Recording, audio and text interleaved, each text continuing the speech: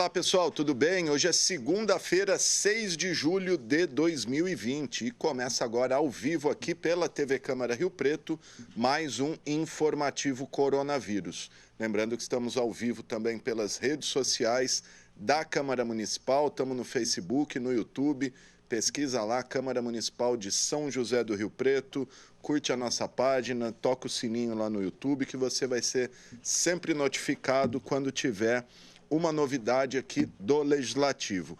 Bom, vamos às atualizações dos casos de coronavírus em Rio Preto, feita aí há minutos, né, pela gerente da Vigilância Epidemiológica de Rio Preto, a Andréia Negri. Então, até hoje, 6 de julho, foram confirmados 3.431 casos positivos, dos quais 63 nas últimas 24 horas. E, até o momento, 104 mortes foram confirmadas, 9 óbitos nas últimas 24 horas. Superamos aí essa marca de 100 mortes por coronavírus em Rio Preto, 104 riopretenses, famílias riopretenses aí que perderam seus entes queridos para esse vírus. E, por outro lado, dos 3.431 casos confirmados, 2.049 já são considerados recuperados. Lembrando ainda que as pessoas com qualquer quadro gripal, né, qualquer sintoma de gripe, antes de procurar qualquer unidade de saúde, ligue no 0800 da Secretaria de Saúde, que é o 0800 7722 123, que você será orientado sobre como proceder, se procura uma unidade de saúde, se procura uma UPA, ou se não procura nada, fica em casa quietinho, liga antes lá, que a maioria dos casos tem sido encaminhado positivamente por esse 0800. Lembrando ainda, como eu disse, estamos ao vivo aqui pela TV Câmara, temos os nossos contatos aí, o nosso WhatsApp, que é o 991637905, e também o telefone fixo aqui da TV Câmara, 3214-7766. Se quiser falar com a gente, fica à vontade, é só ligar.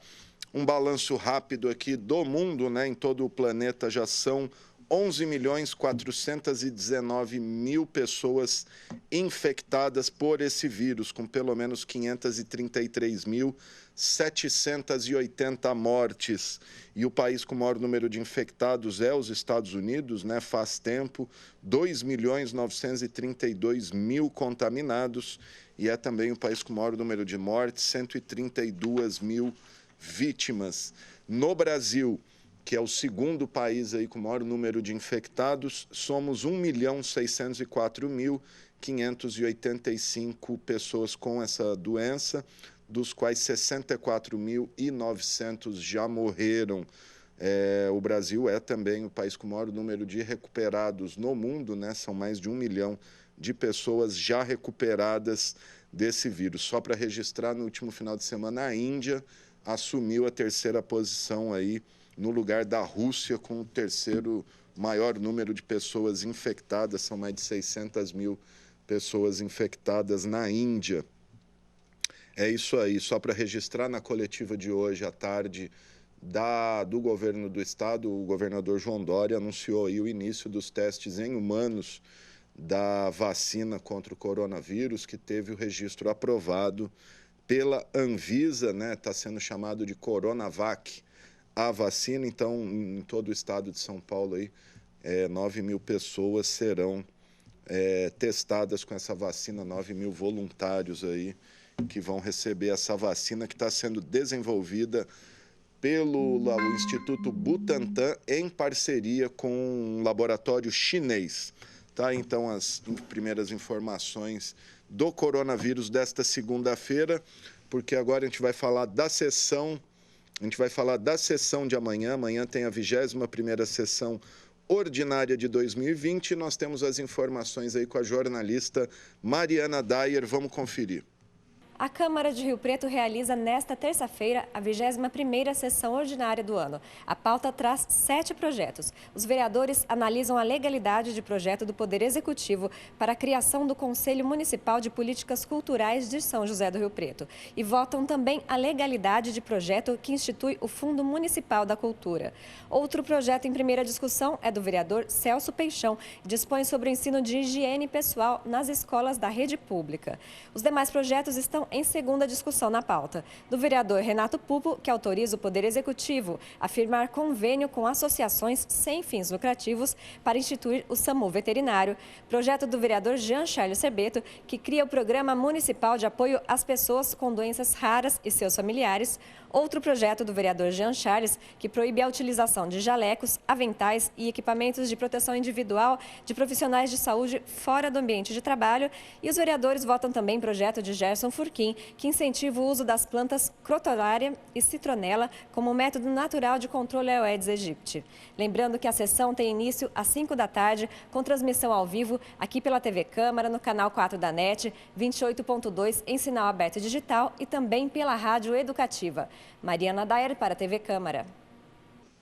Tá, então, gente, amanhã, 21ª sessão ordinária de 2020, deixa só eu registrar aqui, porque em decorrência aí da pandemia, do crescimento dos casos de coronavírus em Rio Preto, o presidente da Câmara, o vereador Paulo Paulera, atendendo aí o decreto municipal e estadual que decretou o mini lockdown em Rio Preto aos domingos, segundas e terças. A sessão desta terça-feira na Câmara será 100% remota, os vereadores vão participar aí por meio do Zoom, né? Eles vão participar da casa deles e estará presente aqui na Câmara Municipal apenas os funcionários, servidores que dão apoio à presidência durante a sessão, o pessoal aqui da TV para transmitir ao vivo, e também o presidente Paulo Paulera e a primeira secretária Karina Caroline, apenas sem a presença de público. Então está aí a sessão remota. A sessão será 100% remota nesta terça-feira. É isso aí.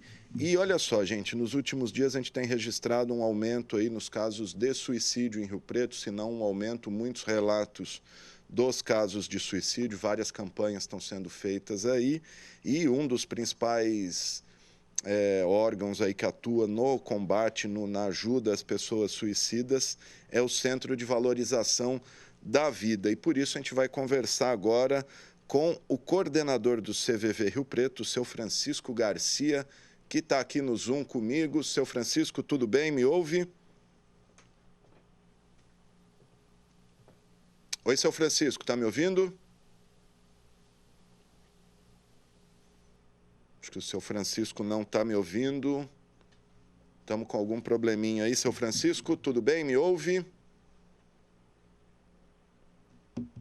Seu Francisco não está nos ouvindo. Vamos tentar resolver essa conexão aí, porque, olha só, vamos falar aqui do SEMAI, que o SEMAI prorrogou as isenções e medidas de ajuda às famílias de baixa renda nesse período de quarentena, como o corte de água aí de inadimplentes, né? Vamos conferir as informações com a Mariana Dayer.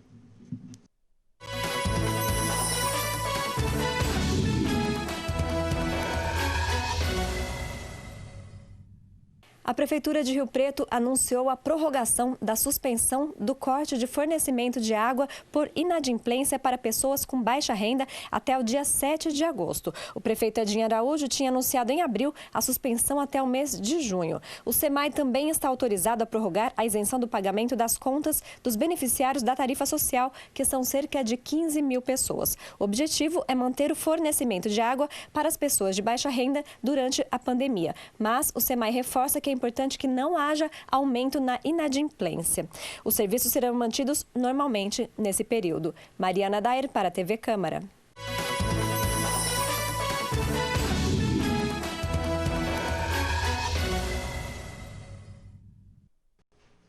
Bom, tá aí então, gente, o SEMAI aí fazendo a sua parte nesse período de crise, de pandemia, então ampliando aí até o final de julho aí as medidas de ajuda às pessoas mais carentes neste período. Lembrando que a gente está ao vivo aqui pela TV Câmara, né? Temos os nossos contatos aí, tem o nosso WhatsApp, que é o 991637905, e também o 3214-7766, nossos contatos. A gente está ao vivo também pelas redes sociais do Legislativo, estamos ao vivo no YouTube, TV Câmara Rio Preto, procura lá, toca o sininho, estamos no Facebook também, Câmara Municipal de São José do Rio Preto, deixa o seu joinha lá, curta a nossa página e fique por dentro de tudo que acontece aqui no Legislativo. Vamos testar o seu Francisco Garcia, do CVV, ele tá, acho que o problema está lá na configuração do computador dele. Vamos ver se agora ele ouve a gente. Seu Francisco, tudo certo aí? Ouve a gente?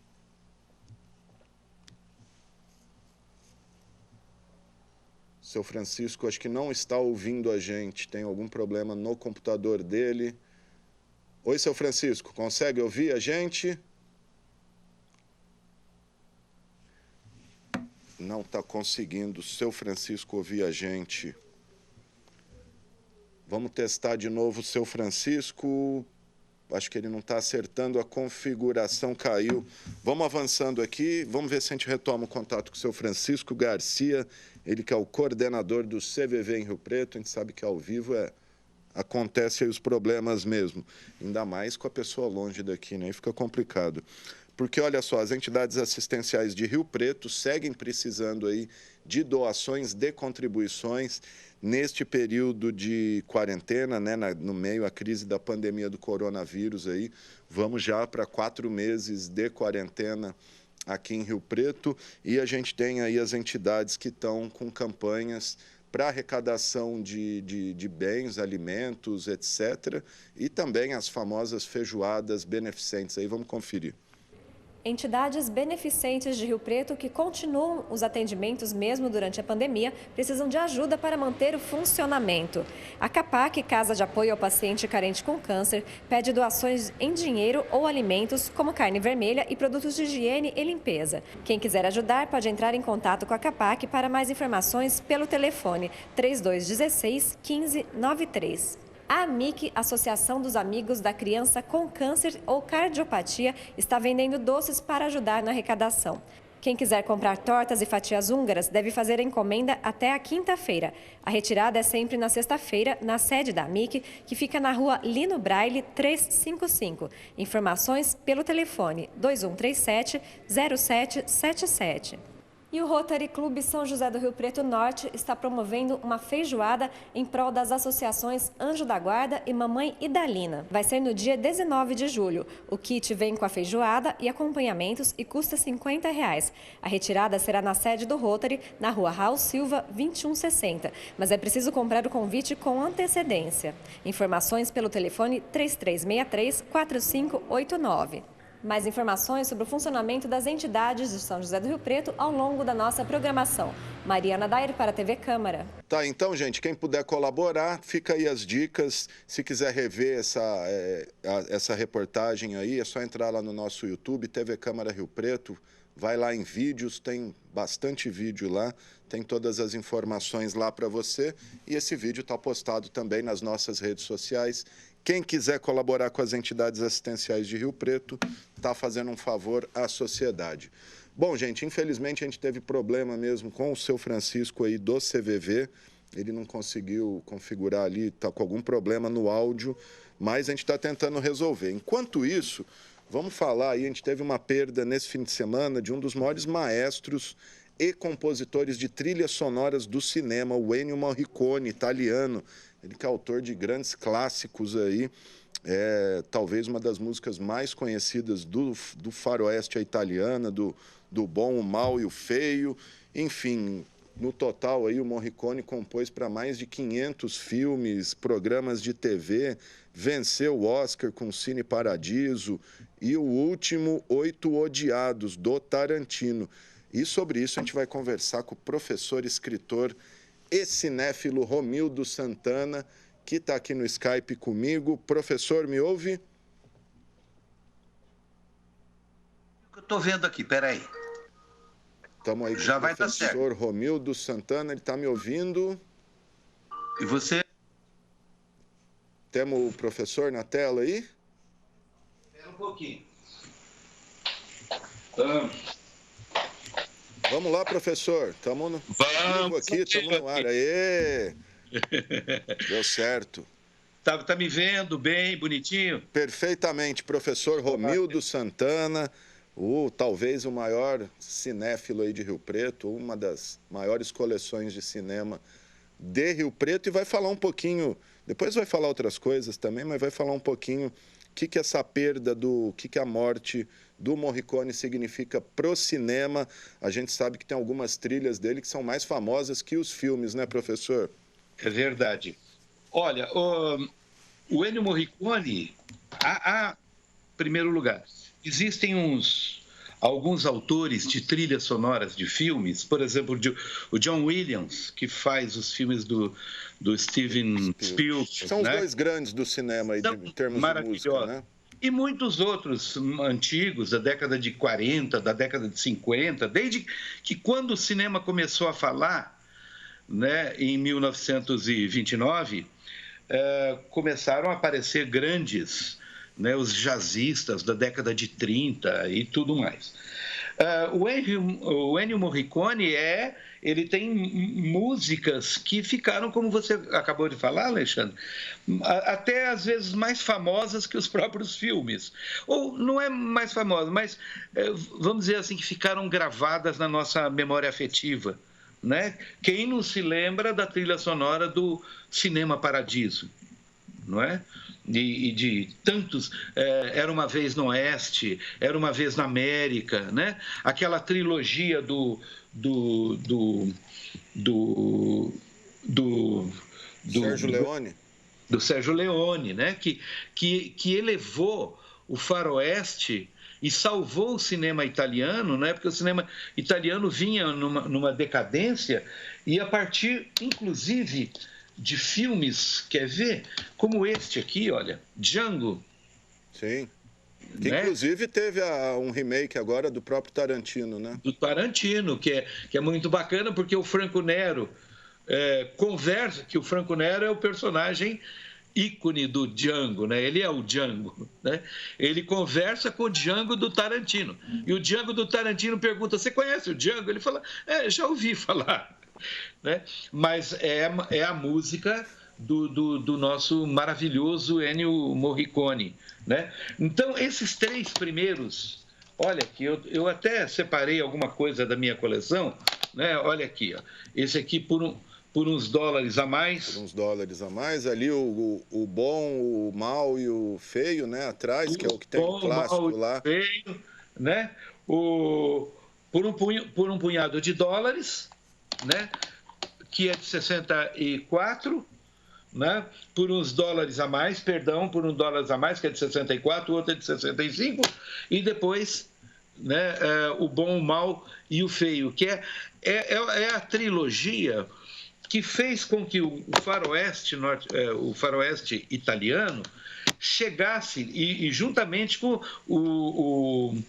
os filmes daquele Sergio Corbucci, que ele fez também trilha sonora por Sergio Corbucci, que é o diretor do Django, ok? Do Django, né? E que chegou nos Estados Unidos. E o Sérgio Leone, ele dizia assim: 70% da qualidade de um filme está na trilha sonora. 70%. Então, quando a gente pensa assim, cinema é imagem em movimento.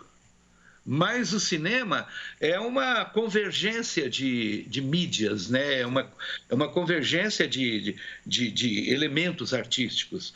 E no caso da trilha sonora, a partir do momento que o cinema começa a falar e a gente começa a ouvir a trilha sonora, não ao vivo como era antes do cinema mudo, mas depois, você vai ter uma conjunção do elemento propriamente cinematográfico, que é a imagem em movimento, junto com a trilha sonora. E o Sérgio Leone falava: olha, 70% da qualidade de um filme, da qualidade final, da pós-produção de um filme, é a sua trilha sonora. E nisso, o Ennio Morricone foi um mestre. No Brasil, foram editados esses 2 DVDs dele, ó.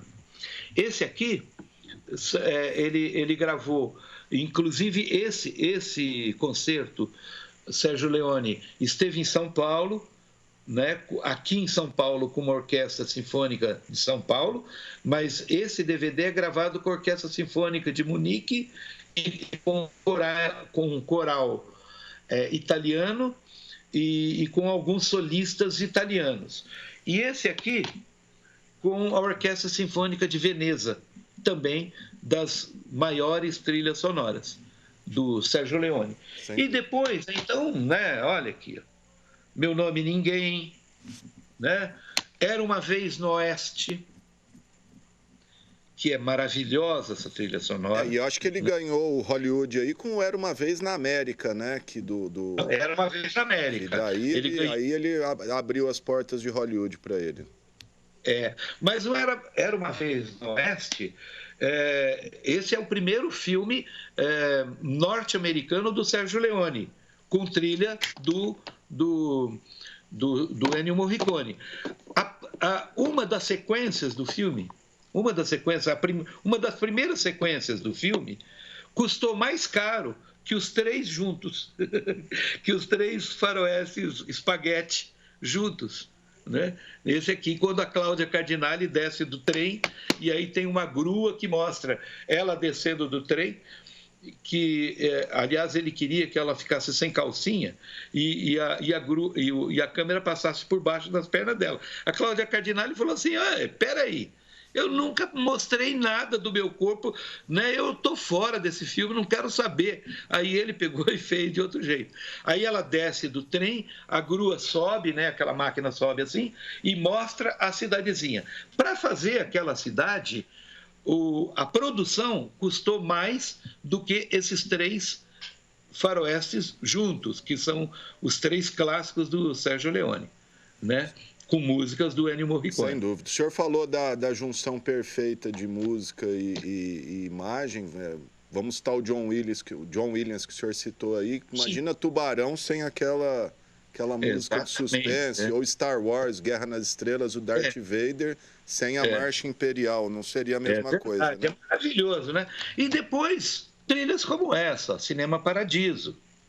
Né? Quem não se lembra da música do Cinema Paradiso e do próprio, né, do próprio diretor, né, do Cinema Paradiso, do que é o Giuseppe Tornatore, né? A gente tem A Lenda do Pianista do Mar, que é um filme não muito conhecido no Brasil, mas maravilhosa trilha sonora, que é a história de um pianista que nasceu dentro de um navio e ele nunca pisou em terra firme. Esse filme aqui é uma maravilha, eu indico para vocês aí que estão nos vendo, A Lenda do Pianista do Mar, do Giuseppe Tornatore. Malena, é tudo também trilha sonora do Ennio Morricone. Os Intocáveis, olha que maravilha. Os Intocáveis também. Os Intocáveis. Os Oito Odiados, que é esse... Que foi o último Oscar dele, né? É o último Oscar dele, Os Oito Odiados. Uma coisa bacana, Alexandre, e telespectadores da TV Câmara, uma coisa bacana que o Sérgio, o nosso grande Morricone, ele ia no lugar, extraía do lugar o motivo da trilha sonora, né? Então, por exemplo, esse Por um Punhado de Dólares, o Sérgio Leone o levou, porque esses filmes eram filmados na Espanha, no deserto lá, né? Norte da Espanha, na Catalunha.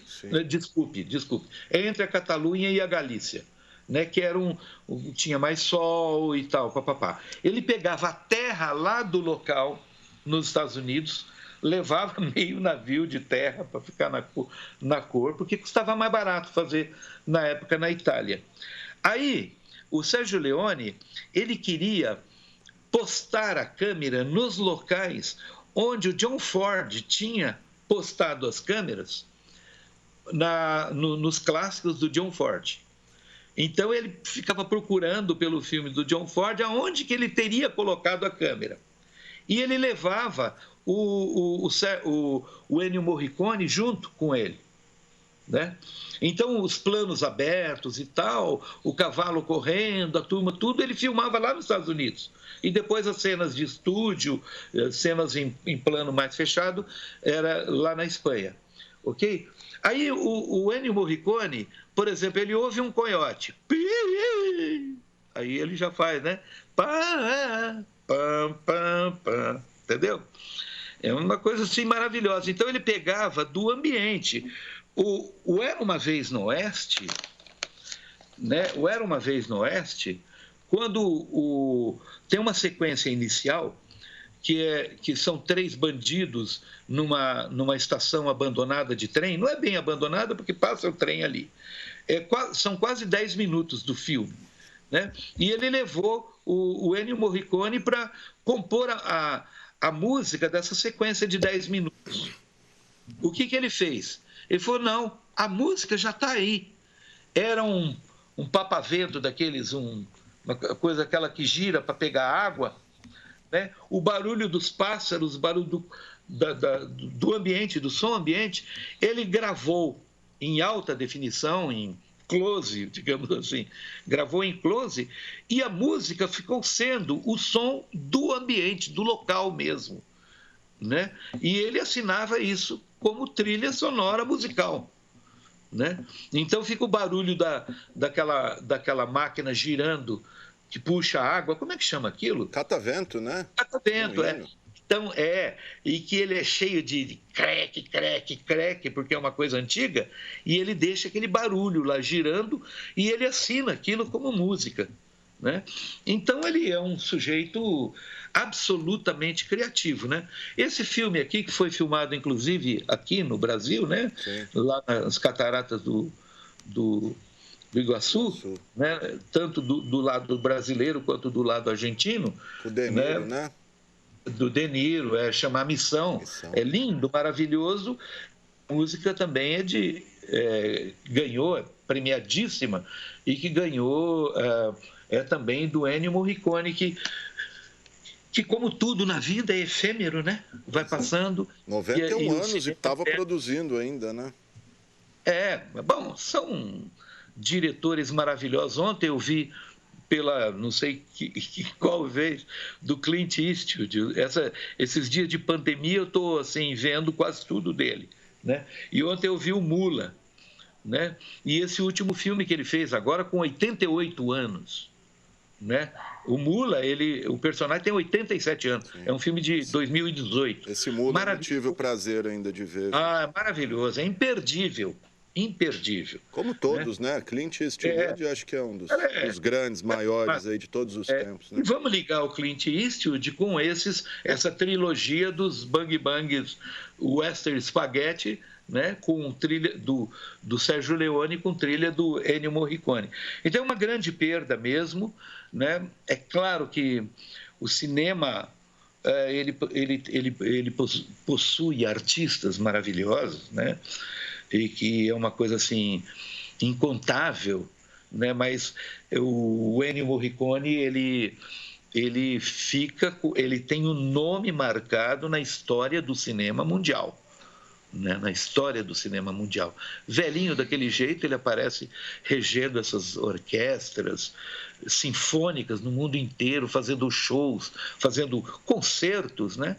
Coisas grandiosas, né? E mostrando esse lado do cinema que muitas vezes a gente não presta atenção, a gente presta atenção na imagem e o brasileiro ainda presta atenção na legenda, fica lendo e não vê nem a imagem, né? Mas ouve a música, né? E o cinema é essa conjunção de elementos semióticos, não é verdade? Sem dúvida. Maravilhoso. E aí, a hora que você está no cinema, vai saber se um dia a gente vai poder voltar para um cinema, mas tudo escuro ali, aquele som, né? É uma fantasia e tanto. Ô, Romildo, deixa eu aproveitar e abordar um outro assunto com o senhor aí. Eu vi um monte de DVD que o senhor tem aí. A internet trouxe maravilhas para a gente, é inegável. A gente tem aí agora o serviço de streaming, etc. Por outro lado, acabou com as locadoras, né? Por exemplo, se eu quiser rever um filme desse, ou eu tenho que ter a sorte dele estar disponível em algum stream, senão a gente não consegue ver. É uma pena isso, né? As locadoras... Mas sabe o que acontece? É verdade, Alexandre, mas acontece uma coisa assim, você vê todos isso aqui, são Blu-rays originais, né? Eu evito pirataria, né? Claro, porque como é que eu vou dar uma punhalada nas costas do Sérgio Leone? Não vou fazer isso, né? Ou de um outro grande artista. Mas acontece que eu venho comprando filmes há muitos anos. Então, eu tenho aqui na minha casa cerca de 12 mil filmes, né? Mas aqueles filmes que a gente tinha de 10 anos atrás, em DVD ainda, sem ser em Blu-ray, hoje você consegue baixar pelo torrent de graça, né?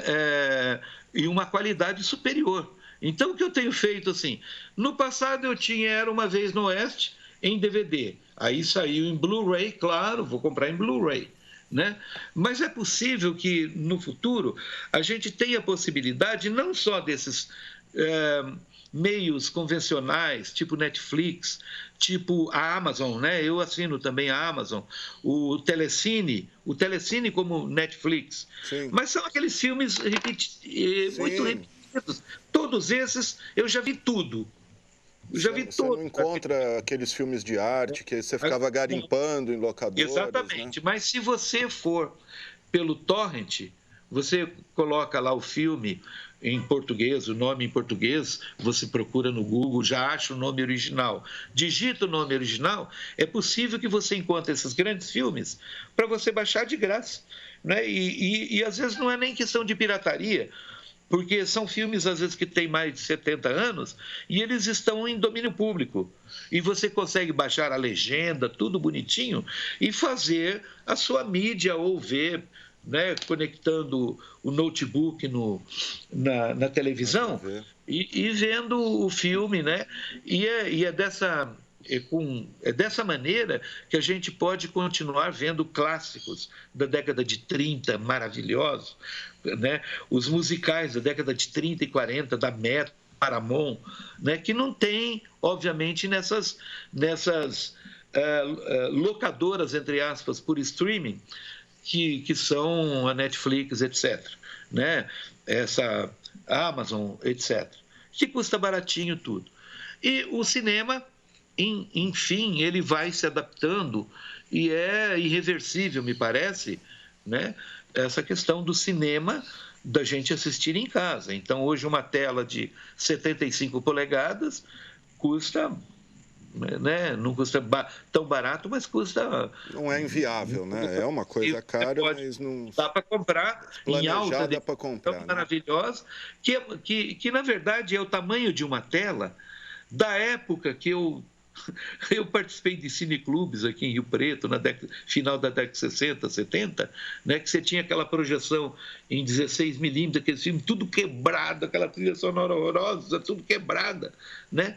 E era menor o tamanho da projeção que de uma tela hoje em LCD, né, plasma, etc., de 75 polegadas hoje, com som 7.1, 5.1, maravilhoso, tudo. E a gente hoje, enfim, tem o cinema dentro da nossa casa.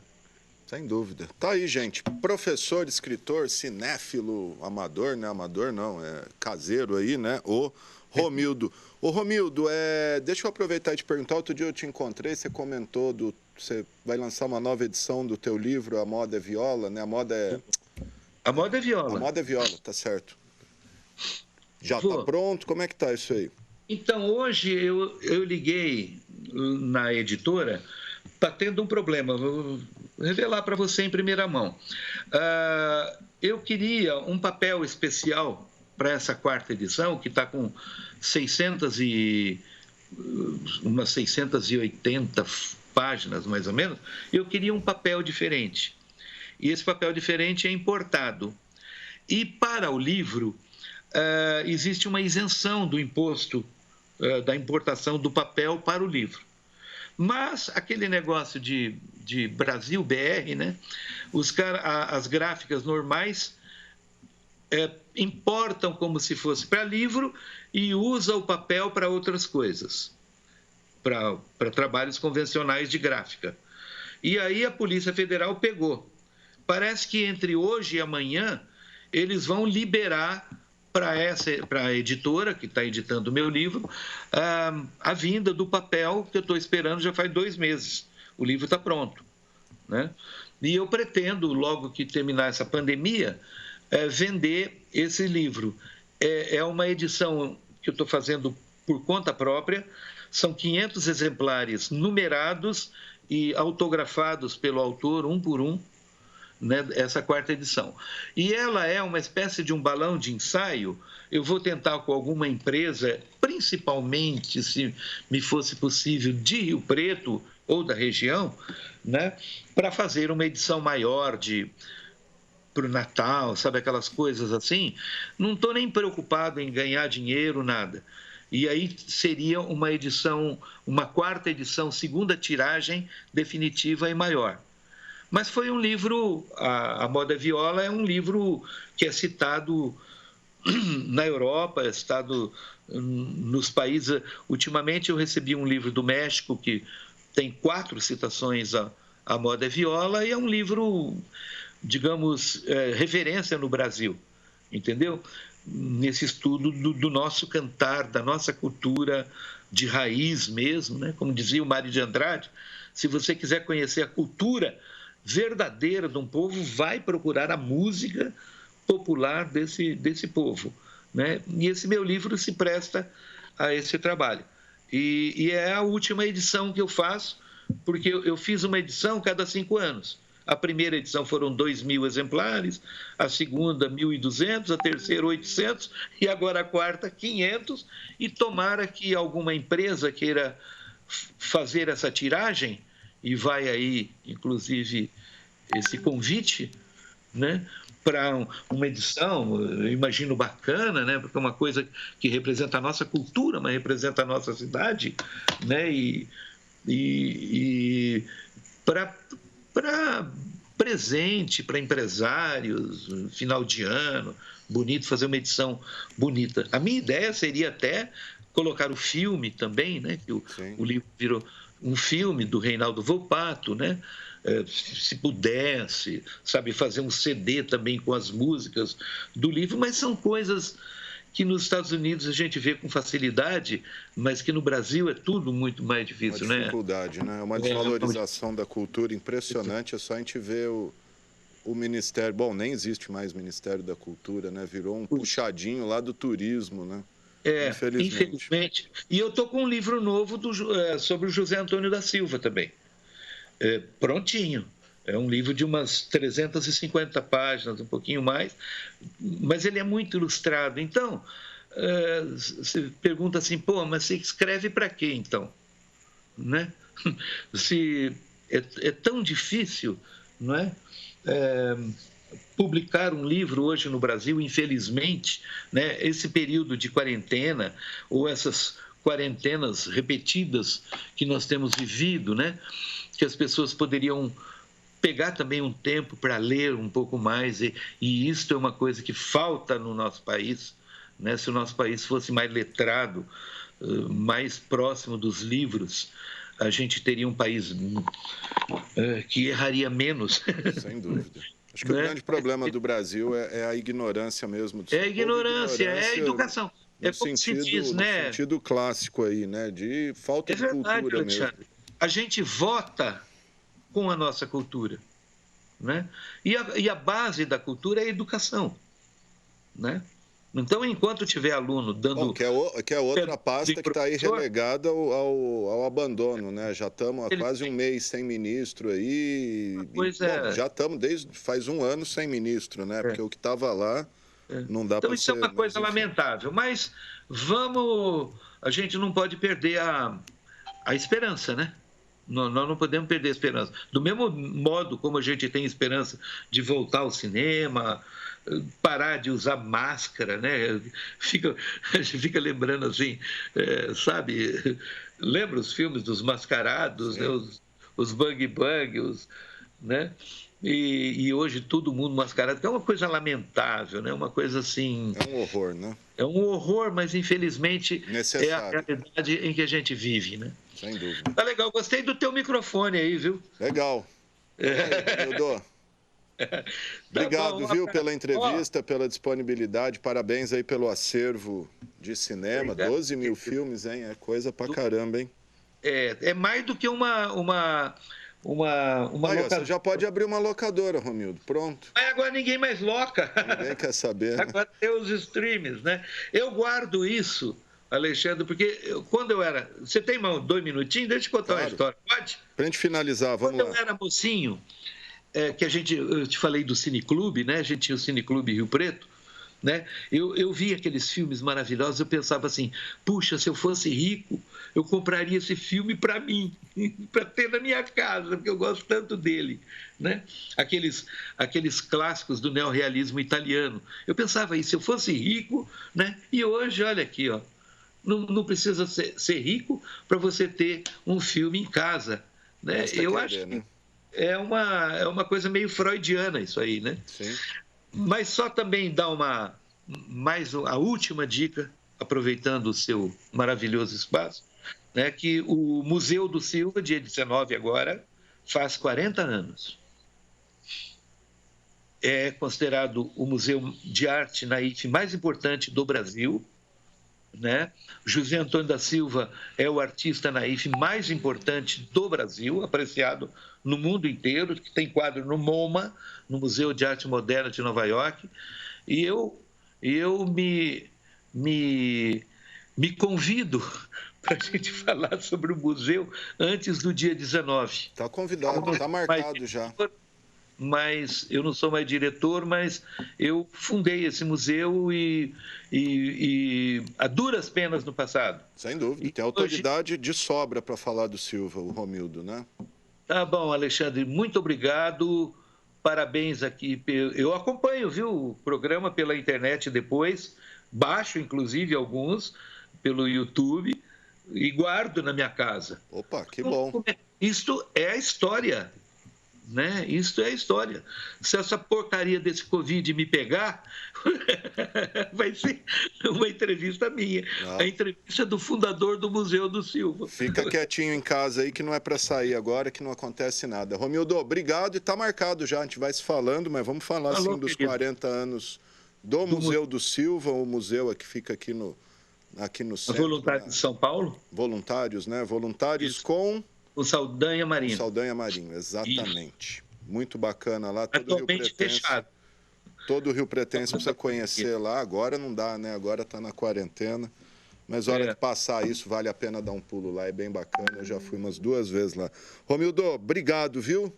E parabéns pelo programa, Alexandre. Obrigado. Um abração para você e para todo mundo aí. Tchau, tchau. Satisfação. Obrigado ao professor Romildo Santana, escritor e cinéfilo aí, uma coleção bacana de filme de fazer inveja. Vamos lembrar que a gente está ao vivo aqui pela TV Câmara, gente. Tem aí os nossos contatos, tem o nosso WhatsApp aí, tem o nosso telefone fixo, 991637905 e o nosso 3214-7766. Bom, vamos ver, eu falei no começo do programa, a gente teve um probleminha aí com o seu Francisco Garcia, coordenador do Centro de Valorização da Vida, o CVV Rio Preto. Acho que agora ele conseguimos o contato certinho aí. O seu Francisco está aqui no Zoom comigo? Sim, estou. Opa, muito obrigado, seu Francisco. Agora sim, vamos lá. Nós agradecemos. Em primeiro lugar, obrigado por participar aí com a gente, por estar à disposição para falar desse assunto tão delicado, né, que é o suicídio. E, infelizmente, em Rio Preto, a gente fica sabendo, a imprensa não divulga, justamente para não estimular esse tipo de atitude, mas a gente acaba ficando sabendo de episódios aí que parece que tem crescido, né, seu Francisco? Fica à vontade para falar. Sim, a gente tem percebido, realmente, Alexandre, que isso é um tabu se falar, mas é um assunto que todos os dias nós tem ocorrência na cidade. Recentemente estava falando com alguém da saúde municipal, onde realmente disse que é muito difícil o dia que uma UPA não registra uma tentativa de suicídio em Rio Preto, né? Então, a tentativa de suicídio era muito grande na cidade. E o suicídio também. Então, a gente tem percebido aí que tem ocorrido, né, com muita frequência. Claro que nem todas as tentativas ou suicídio são divulgadas pela imprensa, até por uma questão de conter, porque nós acreditamos que, às vezes, a forma de divulgar pode incentivar pessoas. A gente viu agora recentemente um senhor que suicidou no viaduto da Potirendaba, né? E em seguida, uma semana depois, uma outra pessoa tentou em outro viaduto na mesma via. Então, acaba assim, quase que incentivando, vendo uma motivação, né? Se sente até encorajado vendo outra pessoa fazer, né? Infelizmente, seu Francisco. E acaba de uma forma assim, vendo se aquela pessoa tentou e conseguiu, por que comigo não daria certo, né? Fica quase como se fosse um modismo, né? Então isso é muito perigoso. Seu Francisco, fala um pouquinho do CVV, como que tem sido a rotina do CVV em Rio Preto? Inclusive o senhor me falou que tem um telefone aí que nem usa mais, que é tanta ligação que estava faltando voluntário. Eu queria que o senhor falasse um pouquinho disso. Hoje o CVV em Rio Preto, nós existimos na cidade há 39 anos, né? Hoje nós estamos com um quadro de voluntário baixo. Hoje nós estamos apenas com 21 voluntários fazendo um atendimento que funciona todos os dias, inclusive domingos e feriado, das 7 da manhã até as 11 da noite. E hoje nós recebemos, em média, por dia no CVV, em média de 170 a 230 chamadas ao dia. Varia muito, oscila muito em dia após dia. Mas, geralmente, assim, a nossa média é de 200 chamadas ao dia, na verdade. E isso a gente tem percebido que tem aumentado bastante, até mesmo pela procura, por essa questão da pandemia, né? Pessoas se sentem sozinhas, ficam em casa e, às vezes, não tem com quem conversar. Não são pessoas que acabam de uma forma assim, sendo isolada socialmente, elas estão isoladas emocionalmente, né? E elas procuram o CVV para conversar sobre isso, falar, né, desse medo, né, de como vai ser esse futuro que é incerto para todo mundo. Até nós mesmos não sabemos, né? Então, para nós, voluntários do CVV, a gente recebe uma carga emocional muito grande. Por isso, a nossa dificuldade e a nossa responsabilidade de voluntário. Muitos acabam saindo porque, às vezes, a carga emocional é muito grande que nós recebemos. Seu Francisco, o pessoal que liga no CVV, quais são os relatos? O que eles dizem? Quais são as angústias, os problemas dessas pessoas que procuram o CVV? Olha, todas as pessoas que ligam para o CVV, ela tem um sentimento em comum, que é a solidão. Ela traz uma solidão muito grande e ela relata essa solidão para nós. Mas essa solidão advém de perda, seja de um familiar, de um emprego, né? Hoje, por incrível que pareça, muitas pessoas ligam para o CVV falando da angústia de ter perdido a liberdade, de ir e vir, né? Hoje, essa questão de segurança social tem afetado bastante. Muitas pessoas hoje relatam que como valoriza a liberdade, né, em tempos que você não tem essa liberdade. Então, assim, isso acontece bastante no CVV. Tá certo. Seu Francisco, a questão dos viadutos que o senhor me falou, recentemente a gente até comentou aqui no programa que tem pessoal de uma igreja aí tem feito uma campanha ali, na boa vontade deles, de colocar ali um recado, não faça isso. Enfim, queria que o senhor comentasse sobre esse tipo de iniciativa, se é válida. De uma forma assim, é uma ação social, acaba sendo válida, mas a gente tem que tomar muito cuidado com a forma que isso é feito, né? E às vezes quando a gente pode talvez colocar mensagem em alguns lugares de promessas que a gente não pode cumprir. Então, quando eu coloco uma mensagem em algum lugar, depressão tem cura, eu posso estar fazendo uma promessa, porque cada organismo funciona de forma diferente, ele não funciona igual. Não é porque, para mim, talvez eu passei por um quadro depressivo e eu consegui sair da depressão que o outro vai conseguir. Então, essa é uma coisa muito preocupante. Às vezes, essa questão de você colocar para o outro, não faça isso, né? Você não sabe as condições emocionais dele. De repente, você não conhece o outro lado da moeda. Então tem que tomar muito cuidado, porque não faça isso, às vezes cai como um julgamento, né? Não faça isso. Então, essas pessoas que tentam suicídio, quando elas tentam o suicídio em si, elas já ouviram de tudo. Já ouviram julgamento, já ouviram crítica. Então, assim, o que elas buscam? Elas buscam alguém que possa, naquele momento de dor, compreender a dor dela, né? Então, dizer para ela assim, não faça isso, fica muito diretivo. de repente, dizer para essa pessoa que tem alguém que se preocupa com ela, como nós estávamos conversando, né? Você não está sozinho, né? Eu acho que isso assim, são frases que acolhem, né? Que dá abertura para essas pessoas. Mostrar para elas assim, que ela tem aonde ela pode buscar ajuda. Então, hoje, por exemplo, a gente está tentando trabalhar junto com uma Secretaria Municipal de Saúde de Rio Preto para a gente colocar algumas faixas nos pontilhões, dizendo que essas pessoas, assim, há sempre alguém com quem conversar. Ela pode buscar um CAPS, ela pode buscar uma UBS no momento de crise, ela pode ligar para o CVV no 188. Então, assim, esses serviços estão disponíveis para ela. Se elas buscarem, elas vão encontrar ajuda nesses locais. A proposta é colocar mensagem de disponibilidade de serviços que estão disponíveis no município naquele momento e que funcionam 24 horas. E nunca julgar, né, seu Francisco? Eu vou até pedir para a Renata pôr o telefone aí do CVV embaixo, 188, tá aí. E acho que é o que o seu Francisco falou, tá até a frase ali atrás do banner dele, que falar é a melhor solução, ouvir o que a pessoa tem a dizer e tentar compreender os dramas dela, né, seu Francisco? Sim, então, e para que a gente possa ouvir uma pessoa, Alexandre, na verdade, nós precisamos, de uma forma, fazer um trabalho interno nosso. Tirar todos os nossos preconceitos. Tudo aquilo que é bom para mim, talvez não seja bom para o outro. Então, eu não posso atender uma pessoa, conversar com a pessoa, ajudar uma pessoa em crise, em depressão, ou a pessoa que está pensando em suicídio, baseado em valores e princípios meus. Eu só posso ajudar essa pessoa baseado no meu amor incondicional pela minha vida e pelo meu próximo. Então, aquela pessoa, naquele momento, por exemplo, se eu chegar num local onde uma pessoa está pensando ou tentando suicídio, a primeira coisa que eu tenho que dizer para ela é que ela é importante para mim. E ela tem que ser importante para mim. Porque se eu disser que ela é importante para o outro, eu estou, na verdade, né, dando ao outro, fazendo uma promessa ao outro que o outro não pode cumprir. Então, para mim, ela é importante. Então, quando eu, no CVV e os voluntários do CVV se colocamos para ouvir o outro, a proposta é ouvir esse outro de verdade mesmo, sem julgamento, sem direcionamento, com total respeito, com total aceitação e buscar compreender que naquele momento aquela pessoa tem razão por estar fazendo aquilo, sem julgamento. Tá certo, gente. Tá aí o Francisco Garcia, coordenador do CVV Rio Preto. Para gente finalizar, seu Francisco, quantos voluntários tem o CVV Rio Preto? Ele funciona 24 horas e se alguém quiser ajudar, ser voluntário, pode participar, pode procurar vocês?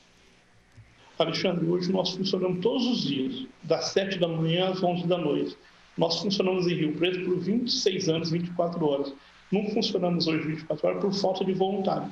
Pessoas que querem ser voluntárias do CVV, elas podem fazer contato pelo e-mail do CVV Rio Preto, que é riopreto@cvv.org.br, ou elas podem também fazer contato pelo WhatsApp, que é 992 78 6981. 992 78 6981. Esse é o número do WhatsApp dos cursos do CVV. Pessoas que querem buscar ajuda, o telefone mesmo, o Rio Preto, que não funciona 24 horas, mas o número nosso é 24 horas. Pode ligar para um 188, liga 188, vai ter sempre um voluntário disponível para conversar com essa pessoa que precisa de ajuda. Hoje nós não fazemos atendimento presencial, nós estamos suspensos devido à pandemia, mas se terminar a pandemia, nós vamos voltar ao atendimento pessoal. Pessoas que querem vir conversar pessoalmente, podem vir aqui em Rio Preto, na rua Tiradentes, 2157, no bairro Boa Vista.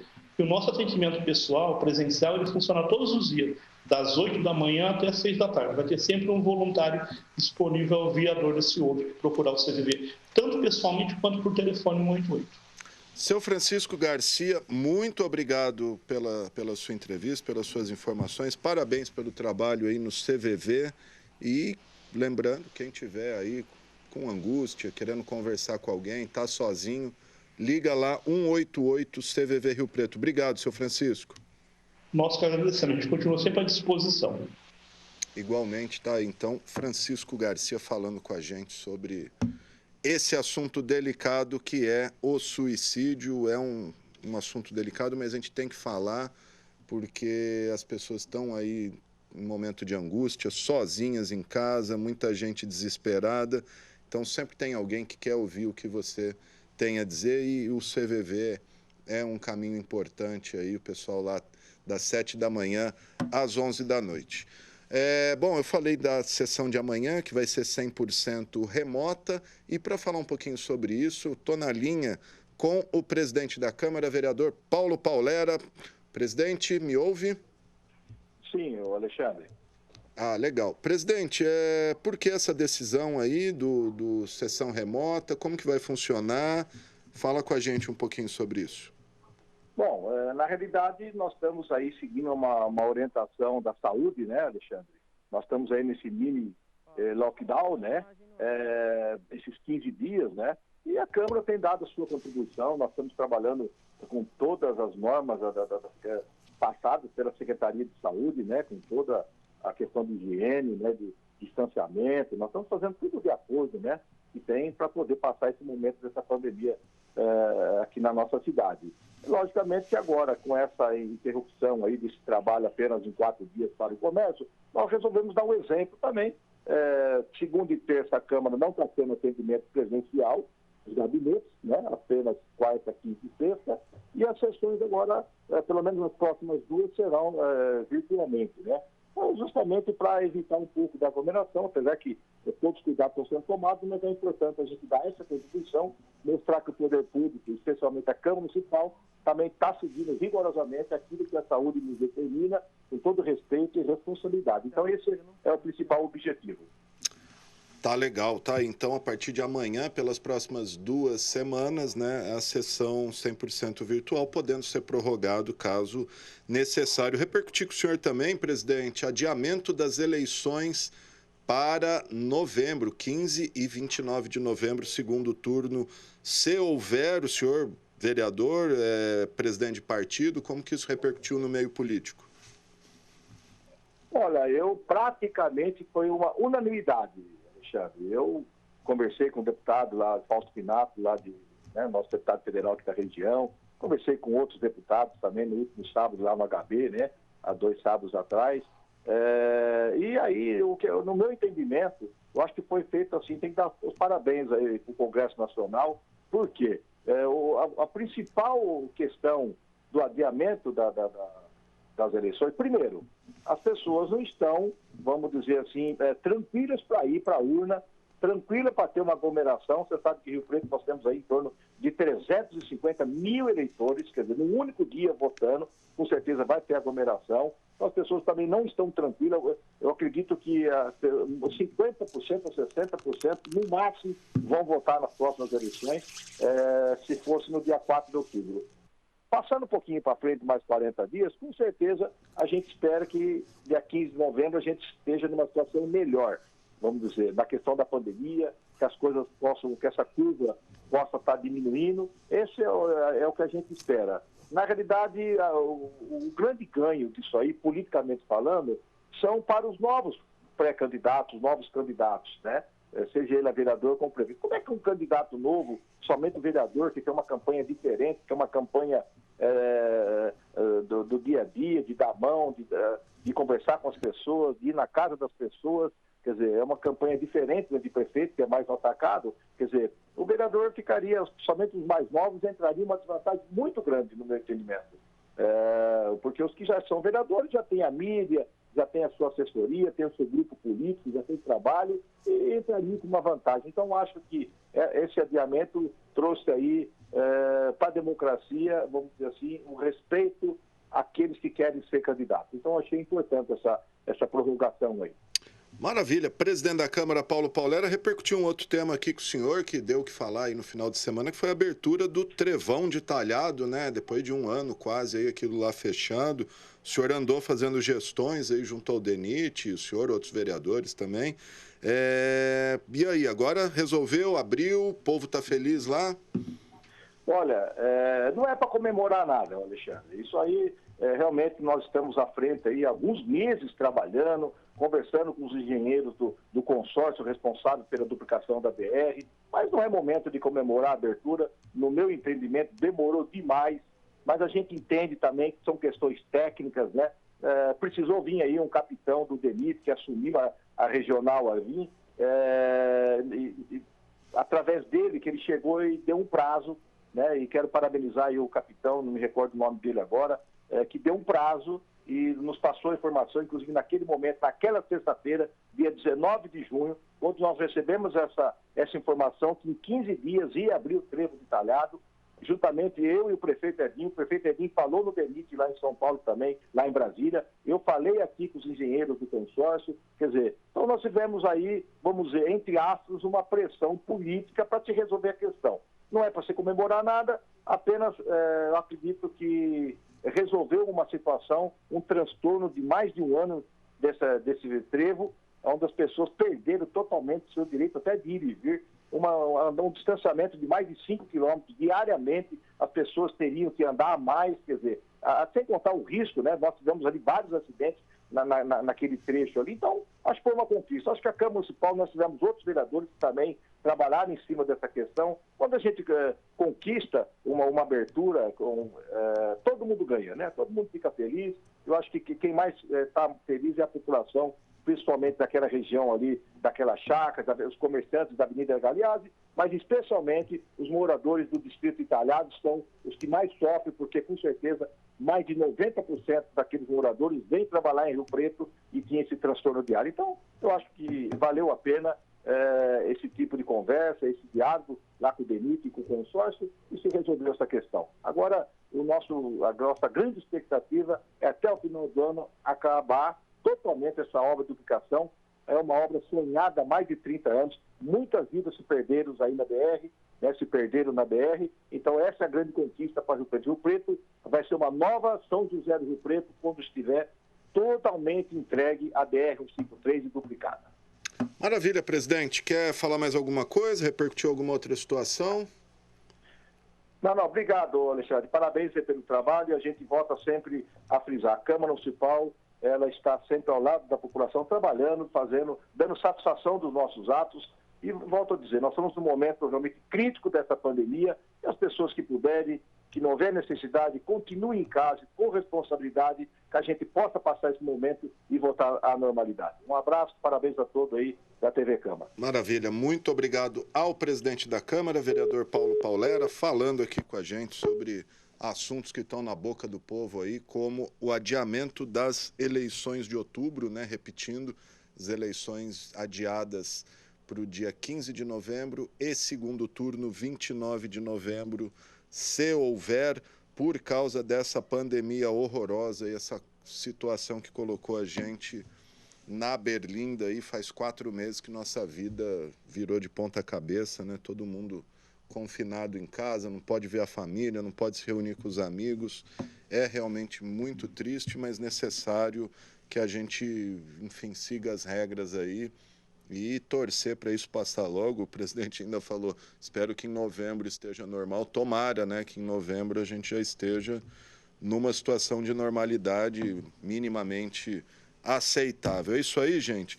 Só fazer um registro hoje que eu achei bem bacana, um mutirão ali de servidores, não sei se do SEMAI ou da Secretaria de Meio Ambiente, fazendo um arrastão ali no Lago 1 da represa, retirando, olha, eu vou falar a quantidade de lixo que esse pessoal estava retirando de dentro do espelho d'água ali da represa municipal. É vergonhoso saber que o nosso manancial de água, aí, nosso principal manancial, né, 30% da água de Rio Preto vem da represa, vira lixão para algumas pessoas que simplesmente jogam ali lata de cerveja, garrafa de refrigerante, tem até caixa de isopor, barril de chopp tinha lá hoje. É lamentável que, como a gente conversou outro dia aqui com a Kátia, ainda tem que falar isso para as pessoas, né? Não jogar lixo na rua, em qualquer lugar, mas principalmente no lugar que vem a água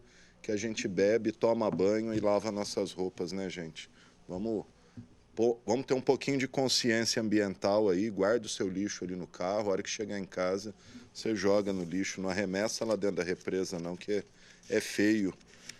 A prefeitura ter que gastar dinheiro para tirar o teu lixo de dentro da represa, é lamentável. É isso aí, gente, e assim a gente encerra o informativo coronavírus desta segunda-feira, que contou com os trabalhos técnicos do cinegrafista Wagner Bueno, do controle mestre André Santos, GC Produção, Renata Arantes e Thaís Machado, e do operador de áudio Israel Heleno de Castro. Lembrando, como disse o presidente da Câmara, o momento é de seguir as orientações das autoridades sanitárias e permanecer em casa, sair só para serviço essencial. A gente volta amanhã a partir das 4 horas com mais informações para você e a gente encerra o programa de hoje com o clássico dos Bang Bangs à italiana, O Bom, o Mal e o Feio, do Ennio Morricone, que morreu ontem aos 91 anos. A gente repercutiu aqui com o professor Romildo Santana. É isso aí, até amanhã, pessoal.